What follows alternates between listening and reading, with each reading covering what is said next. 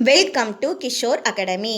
இன்றைக்கி நம்ம என்ன பார்க்க போகிறோம் அப்படின்னா 8th ஸ்டாண்டர்ட் சோசியல் சயின்ஸில் உள்ள சம்பரான் சத்தியாகிரகத்தில் மகாத்மா காந்தியின் பங்கினை கூறுக. சம்பரான்ங்கிறது தான் என்னது கொஸ்டினில் சம்பரான் அப்படின்னு இருக்கு. பீகார் மாநிலத்தில் உள்ள சம்பரான்கிற இடத்துல ஐரோப்பிய பண்ணையாளர்கள் விவசாயிகளுக்கு எதிராக சட்டவிரோதமான பணம் பறிப்பு மற்றும் அடக்குமுறைகள் போன்ற நிகழ்வுகளை எல்லாம் நிகழ்த்தினார்கள். விவசாயிகளின் பிரச்சனைகளை அறிந்து கொண்ட மகாத்மா காந்தி என்ன செஞ்சாங்க, அவங்களுக்கு உதவ முன் வந்தார்.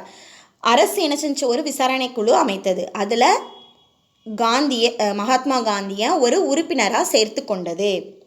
இதன் மூலமாக விவசாய சட்டம் நிறைவேற்றப்பட்டது. மகாத்மா காந்தி சம்பரான் விவசாயிகளுக்கு உதவ முன்வந்தார். அரசு விசாரணை குழுவில் மகாத்மா காந்தியை உறுப்பினராக சேர்த்து கொண்டது. மே 1918 விவசாய சட்டம் நிறைவேற்றப்பட்டது.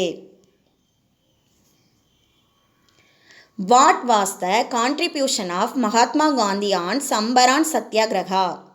The government appointed an inquiry commission of which Mahatma Gandhi was a member. The grievances of peasants were inquired and ultimately the Sambaran Agrarian Act was passed in May 1918. Thank you.